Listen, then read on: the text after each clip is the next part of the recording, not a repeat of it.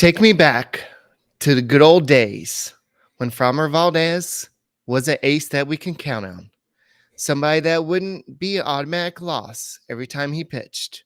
Somebody that we can count on.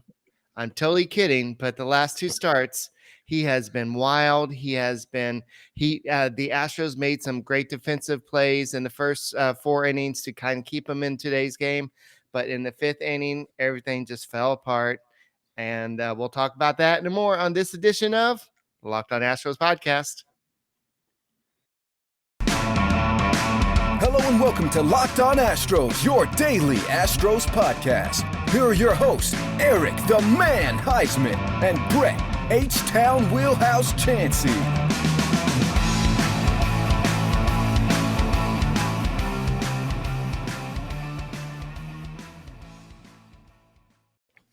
We are Locked On Houston Astros, and we hope that you join us for a daily Locked On Astros podcast. My name is Eric Huysman, and you can find me on Twitter at Eric Talk Stros. Find the show at Locked On Astros, your team every day. Brett, where can I find you at?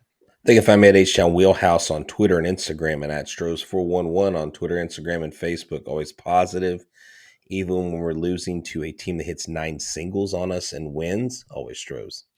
All right, so yeah, this was one of those weird games, and I was totally kidding about Framber Valdez being automatic loss, but it just seems like there's something up with him recently. This is a very curious case. I know there's that movie, The Curious Case of Benjamin Bratt, and there's a whole bunch of other movies out there about what's going on. Why are you so good right here? And then the next day, you're just, my golf game is the same way. My bowling game is the same way. Like one day I'm good, next day I'm not so good. So what's going on with Framber Valdez? How come he can go out and dominate the Red Sox in one game, and then in the World Series, it's a whole different situation? So this is one of the things we'll talk about. Jeremy Pena, he did it again. He led off kind of like what we talked about.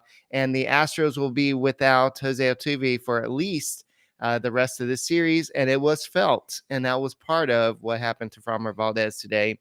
And we've seen in the past that defense kind of triggers some issues for him. So these are some of the things that we're going to talk about in today's episode. And thank you for making Locked On Astros podcast your first listen. Whether it's on YouTube, make sure you keep on subscribing to us, and make sure you go ahead and listen to us on Apple, Odyssey, Spotify, wherever you listen to your podcasts. Make sure you check out the Locked On Astros podcast. So, Brett, what did you see today from Framber Valdez? Well, I saw Framber just not being able to hit the zone very well. When I go to Baseball Savant and I look at his pitching chart and all the pitches that are outside of the zone, he's not. I don't know if he's not comfortable. I don't know if he's not feeling it. I mean, let's be honest. I don't know if the lack of having something to help grip the baseball, because the baseballs are slick in the pitcher's defense. And that's really one of the main reasons why they use all this stuff. I don't know. I do know that Major League Baseball controls the rosin bag, so I don't know what that means.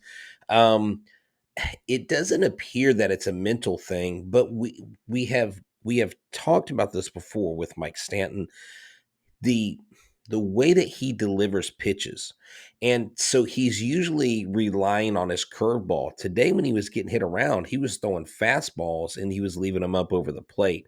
So when he goes to his fastball away from his curveball, because he's not locating his curveball, he's more vulnerable, because the way he throws, he's going to put that ball over the center part of the plate, and it's going to give them a chance to drive it, even if it's a single, even if it's a soft liner into the outfield. 9 singles. And, they had the one inning where the kind of, I guess the wheels came off, where they put up a 5 spot. Right. The Angels had 5 straight hits. Framber Valdez, he's got it. We've seen the great start he had to start the season, but it's almost like this helter-skelter type of person. Which Valdez are we getting? And you hate to see that, because this guy's worked so hard on the mental part of his game when it doesn't come together like this, because like you said, Altuve's out. That's huge. We've lost Carlos Correa. We know that, but you have all these things, and these things start adding up. And, this team's only averaging 2 runs a game. So you can't have it, puts a lot more pressure on the pitching, Eric, when the offense isn't producing other than 2 games in the season. So maybe there's some mental tightness that some of the pitchers are taking to the mound with them. And hopefully that doesn't happen whenever Odorizzi goes on the mound hopefully he can flip that. And, he can go out and have a great audition or um, inaugural pitching outing with the Space City jerseys, because that's what they're going to be wearing on Wednesday.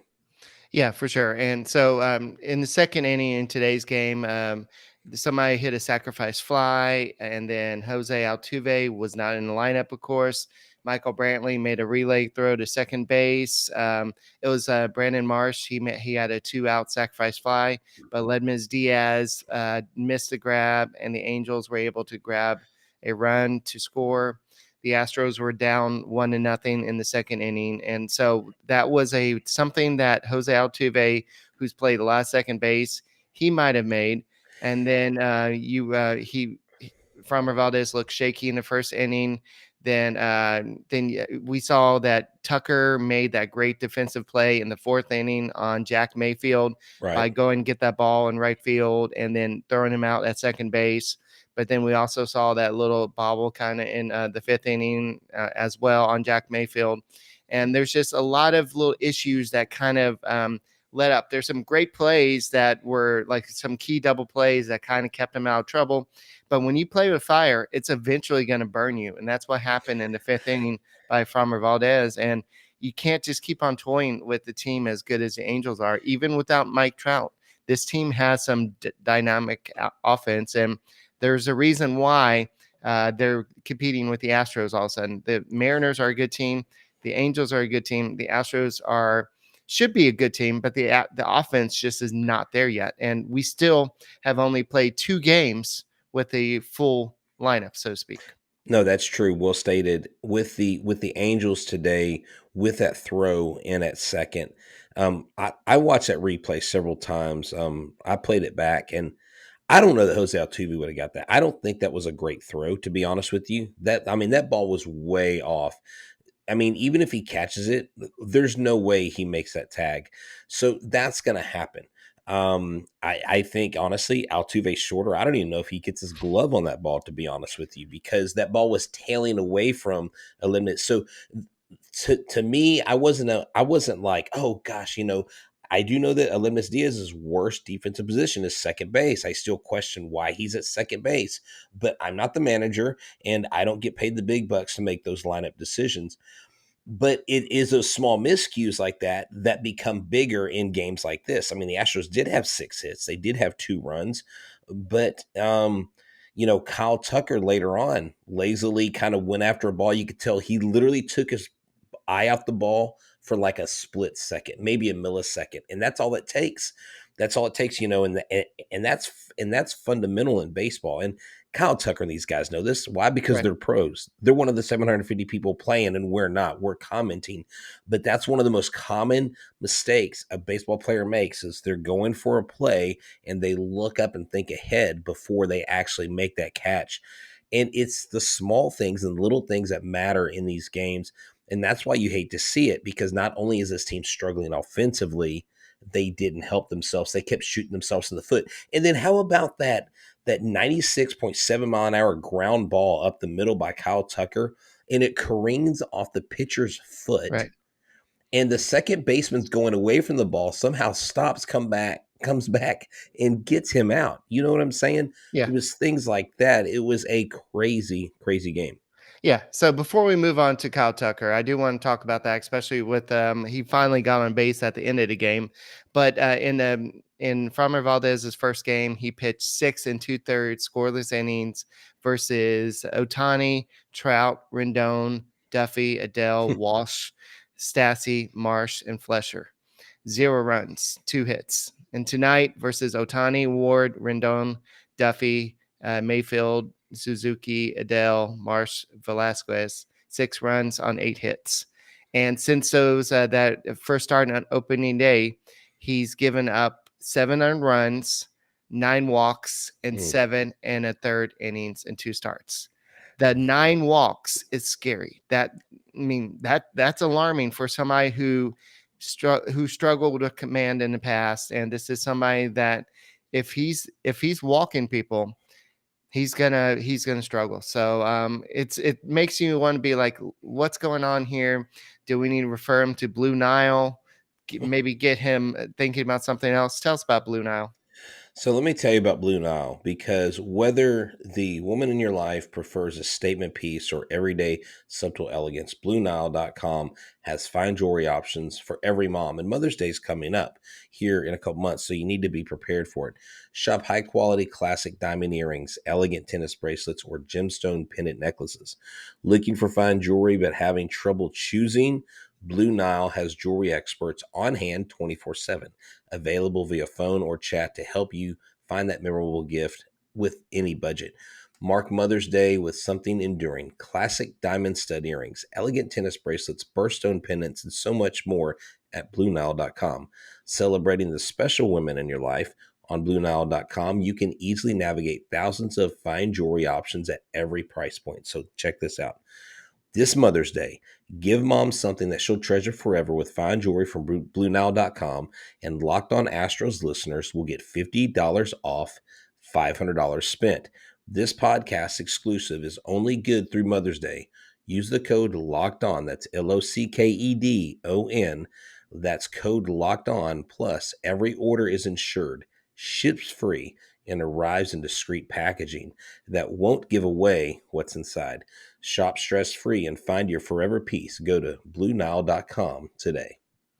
All right, and make sure you go check out the Locked On Now podcast. They do a great job compiling all the nows from across baseball, across all the sports, just kind of telling you what's happening. Well, now, just all the different games, and we'll talk. We'll have one about the Locked On Astros, what's going on with Framber Valdez, what happened to today's game, what's going on with Jose Altuve. It's all the news you need to know in 45 seconds for every team. So it's just something that's pretty awesome. Go check out the Locked On Now podcast and make that your second listen. After you make the Locked On Astros podcast, your first listen.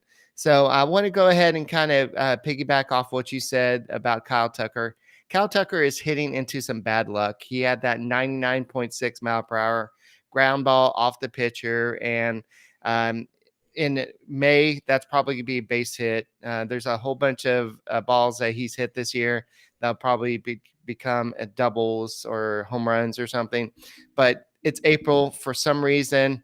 Maybe it's a mental thing. Maybe it's just something about his mechanics that he just can't seem to find a trigger until he gets X amount of games under his plate. But one thing that I do want to highlight is Alex Bregman with that double. He got the first RBI of the game, 104.2 miles per hour off the bat. That was a laser beam, and that was 620 expected batting average, launch angle 17 degrees, and the distance was 291 miles per hour. Also, Michael Brantley had a 104.6 mile per hour exit velocity. And Aledmys Diaz, even though it was a ground out, he had the highest exit velocity of the game at 110.2 miles per hour off the bat. So the Now it almost Go ahead. it almost sounded like you said Alex Bregman's exit velocity was 291 miles an hour. The way you said it, I was Oh, like, "Wow, that's fast." But you were talking about how far the ball yeah. went on the double. Okay.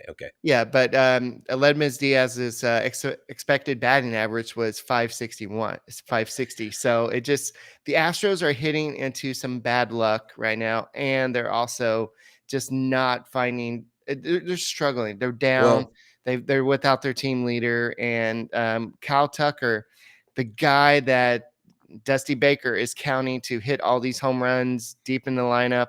He's just not doing it right now. I'm wondering if Kyle Tucker needs to be moved. Now he's not having success. I don't know if you move him up. I don't know what needs to happen. I tell you what would really help him is if they ban the shift. That might help him a lot. Let's just be honest. Let's That's just next year, call it what though. it is. Yeah. I know, because wherever those players are, the statistic is that 85% of the time when they shift players, the batter hits to those players. That's why they're there. So you're going to remove that element of the game. Plus, I don't know if you noticed Kyle Tucker's body language as he got to first after he hit that laser off of the pitcher's foot. He threw his right arm up like, come on, man. And then there was another at bat where he struck out. Eric, all three strikes were out of the strike zone. All three strike calls weren't even in the box. The last call was at his shins. And he just looked at that umpire, and I'm surprised. I'm actually impressed with Kyle Tucker's ability to hold back, because I think personally I would have unloaded because of frustration builds. And I mean, again, that's why guys like this are pros and not us, because they know how to handle these situations. But that strikeout should have never happened. He should have at least put the bat on the ball, but that umpire didn't give him a chance. And things like that are magnified, right? It wasn't Martin Maldonado hitting .050 that lost the game today. It's the fact that this offense is not doing what they're supposed to be doing and getting the runs across the plate consistently.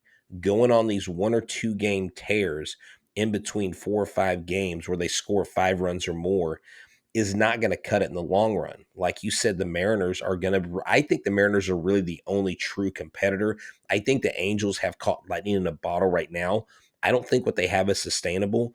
Now, if Brandon Loop could actually pitch for them like every relief appearance, the guy I don't think has allowed a hit. Maybe he gave up a hit tonight. But Loop has been absolutely phenomenal for them. Let's see. Actually, no, he did not allow a No, he hit. did So not. he is basically throwing a no-hitter out of the bullpen. Wouldn't it be nice to have someone He like has that? not allowed a hit this season, And as yeah, far that's as what I I'm can tell. saying. He's basically throwing a no-hitter so far as a relief pitcher. But that's baseball. And baseball is about the small things. And if you do the small things right, you don't have to have the quote-unquote best team on paper. And losing Altuve is huge. Not having these guys that you're used to having for the last 10 something years, it does make a difference. Bregman doesn't look terrible at the plate. Bregman looks good. Bregman's making great defensive plays. Maldonado, I don't know if they got good jumps or if he got the ball and just didn't get the ball out quick enough. But he had a couple people steal on him. He did chop down a couple runners, but he had a couple steals on him. And, it's tough to see someone like Maldy struggling, especially at the plate, because right now I feel like Maldonado is either hits a home run or he strikes out. Well, he doesn't have that many homers, so I don't know if you can really say that, but I know what you He's mean. batting .043. I think I can say that. Well, he's got How many hits does he have on okay. the season? All How right. many All hits? right. All right. Okay. No, seriously. He's I got want to one know. hit. Okay. Okay, And he's he's got one got hit, four and what is strikeouts. it? And what is it? It's a home run. Yeah, he's got one hit and four strikeouts. So See, he's not gonna. He doesn't he's have 20. He doesn't have 19 strikeouts. So that kind of takes away your okay. argument there. Okay, so he either hits a home run or he's an automatic out. How's that? That's a lot better. Okay. Okay, thank you. Oh You yeah, can't okay. argue with the math teacher here. Come on. Oh gosh, Mr. Accuracy. Give me a break, dude. Give me a break. All right. So So you see what this game's done to us, Eric? It's driving a wedge between the locked on host. Jeremy Pena, before let's talk about something positive. Jeremy Yeah, Pena definitely. looked good leading off, and he said that this is something that he's done before. This is something that he's done in past. He's done it in the minor leagues. He's done this in college, and he said that he hit in a one hole and a two hole throughout college, and hit leadoff in Dominican League as well. He's used to it and feels ready for this, and so. We know that Jose Altuve will likely miss the next 2-3 games or so. And Dusty Baker said that Altuve will likely be out a few days at least. They don't think that they need to put him on IL yet, but they don't know. And Dusty Baker said that he was actually surprised how well Jose Altuve is doing, but he still thinks it's a day-to-day situation with him. So I think they're going to be very patient with him, and they're not going to push him because he was already struggling at the plate, and then you add a hamstring. We Mm. all remember what happened to Alex Bregman last year and how he wasn't Alex Bregman the entire season dealing with the hammy, then the quad, and then the hand, and all the other stuff that he was dealing with last year. So definitely they're going to take it very safe with that. But Ledmus Diaz did not look good for that one play at second base, but that wasn't entirely. I'm not going to put that entire blame with him, but I do want to talk about the bullpen in a second. But before we do that, let's talk about Built Bar because I'm hungry. I ate an early dinner and I could use a snack. Yeah, definitely Built Bar is the best tasting protein bar on the land. You've heard me talk about it. And sometimes you may think, why do you keep telling us about this? Well, the reason is because it's the best tasting protein bar on the land. And I would not say that, and I would not put my name, I would not put the H-Town Wheelhouse brand behind it if it wasn't true. Wrapped in 100% chocolate, okay? No, it's not a candy bar, it's a protein bar. And they also have these things called Built Puffs. They are the only protein infused marshmallow puff on the market. They have 130 calories, 4 grams of sugar, 4 net carbs, about 17 grams of protein. They're phenomenal. They taste great. They've got mint brownie, chocolate chunk. They've got all kinds. They've got cinnamon churro for the puffs, coconut marshmallow, banana cream pie. I mean, they even have a carrot cake flavor. And I haven't talked about this for a while, but I hate carrot cake, but I love carrot cake Built Bar. See, they take these things in life that may seem trivial to you and make them phenomenal. That's right. Built.com is where you can go. Go to built.com and use a promo code LOCKED15 for 15% off your order. Use a promo code LOCKED15, you get 15% off built.com. And just like H-Town Wheelhouse and Eric the Man Heisman does, we order these bars, get them to our house, consume them because they're great. Built Bar, the best bar in the biz. Alrighty, so let's go and take a look at the bullpen. The bullpen has not been as good as we kind of hyped it up to be after the first few games. But Pedro Baez came in today and he was touching 90 degrees, 90 degrees. 90 degrees. Whoa. I'm tired. 90 miles per hour a few times, and so I don't know if that's a step in the right direction, but he should be kind of a little bit higher. He should be in the mid 90s, but he's hitting 90. So, but he did have an effective inning today. He was one of the few pitchers to have a kind of clean inning. You had Muzinski come in. He had one walk and allowed a hit, but he still pitched a scoreless frame. And then you also had Brian Abreu come in and he pitched. He kind of got Framber Valdez out of trouble as well. So, but he actually gave up a run as well. So it was just my screen went blank there for a second, so that's why. But overall, it the bullpen is not as reliable as we thought it was, especially without Ryan Presley. But there are still two guys out there that have been getting job done. And that's Matan, and then actually three guys: Montero, and then Neris. And so these guys were not used in this type of game. When it's a 7-2 ball game in the 8th and ninth inning, you're not going to bring in your big dogs. And that's what Well, Dusty Baker did not do tonight. right. So let me put a positive spin on what the bullpen did, Eric. Okay, 6 of the 7 runs came from Framber Valdez. Only 1 run was given up by Abreu, and Blanco, even though he only pitched 2/3 of an inning, he did have 2 strikeouts and 1 walk. Peter Mushinski, the rookie out of Texas Tech, had 2 strikeouts, 1 walk, only 1 hit. And then Pedro Baez had a clean inning and 1 strikeout. So the relief pitchers tonight actually didn't do terrible because they didn't really give up any runs. They actually held the line. Had the Astros made a comeback effort and a push for comeback, they would have been set up nicely to at least come out and tie it up to take it into extra innings. But what happens in games like this is more pressures applied to the bullpen than need be, because now you're in almost emergency mode. Like, we've got to stop the bleeding, we've got to stop the hemorrhaging. And so you want these relievers to go out and actually, I like what these relievers went out and did. I know Brian Abreu touched 100 miles per hour tonight more than once, because whenever you hear Blummer go, that's a hundo, you know what's going on, even if you don't have your eyes on the game. We need Brian Abreu to be good. We need these pitchers, like you said. We need Blanco to be worth something. We need all these relief pitchers to do a great job. And this Mushinski kid, he ended the inning with a strikeout. I thought he looked really good tonight. Yeah, Abreu allowed 2 inherited runners to score, but at that point, the floodgates have already opened up, and yeah, so yeah, you can pitch 100 miles per hour, but it's at the end of the day, you've got to you had 3 strikeouts, but you've got to get the job done, and Abreu, he showed a lot of promise at the beginning of the season, but at the end of the day, you've got to get the job done. And I don't know. The jury's still out on him. Yes, he's throwing hard, but you've got to get the guys out. And so we'll see what happens from Someone here. said we should trade him to Arizona because Brent Strom loves him so much.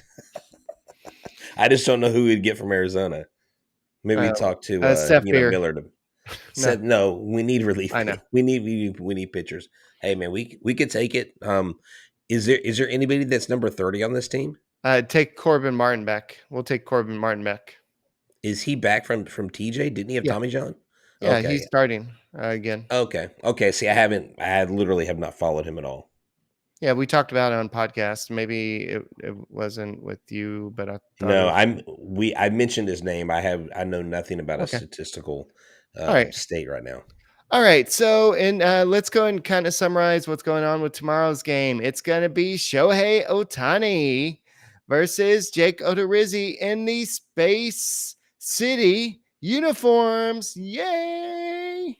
That's right. Yeah, they're going to wear them, and then they're going to Donald will have those orange stirrups. Probably they're going to look sharp. You hope that the product on the field, performance wise, matches what they come out wearing. You hope that that gives them some swag, and if they do that, they come out of the series winners and get a day off, and then they have George Springer coming to town. Yeah, for sure. And I know that Kyle Tucker remains the only person to still hit a home run off of Shohei Ohtani. And Let's make it 2 or And 3. nobody's hit a home run for the Angels against Odorizzi, but Brandon Marsh is batting 500. Anthony Rendon's 500, and Trout's not playing. Jared Walsh is 286. And so I think that we need to see, especially with Altuve out, we need somebody to really step up. And I know Altuve wasn't Altuve the past week or the whole season so far, but we need the offense to kind of rally around Yordan Alvarez coming back, because this guy is a monster. This guy's a beast. This team's got to just break out offensively, being more consistent. You can't just come out and score 2 runs a game and then all of a sudden score 7 runs and then go back to scoring 2 runs a game. It's you've got to support your pitching staff. I wonder what kind of lineup we're going to see tomorrow. I'm really wondering. Like, is I have this like vision in my head that Dusty's going to wake up at 2 a.m. and go, you know what? I'm going to put Nico Goodrum at first again, or Alex Bregman. Why don't you play shortstop, and then we'll recall Joe Perez. I mean, like I don't know what the lineup's going to be tomorrow. I don't know. Is Jeremy Pena going to be leadoff again? Or is Jeremy Pena going to get another rest day? Because golly, I don't think Jeremy Pena will get another rest day. I think I know that I'm was. totally joking. I know. I'm still working on. I need to talk to the manager. The graphic for you, and it's gonna be epic. I've been wondering about that. You've promised that. It's busy time for me right now with the school longer stuff. the longer you delay, the more I'm going to expect out of it. But hey, real quick, I want to tell our listeners something before I forget.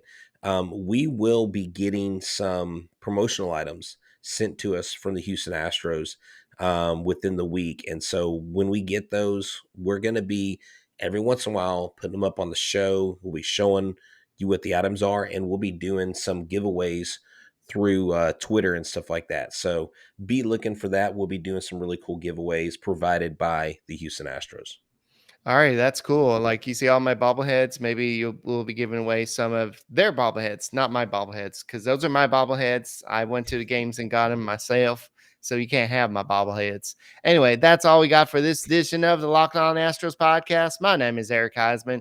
Find me on Twitter at Eric Talkstros. You can find him at H-Town Wheelhouse, and we'll see you mañana on another edition of the Locked On Astros podcast. And all we can do is hope that the Astros play a little better against the Halos, and we'll see you tomorrow. You Yeah. You couldn't go without doing that voice, kid.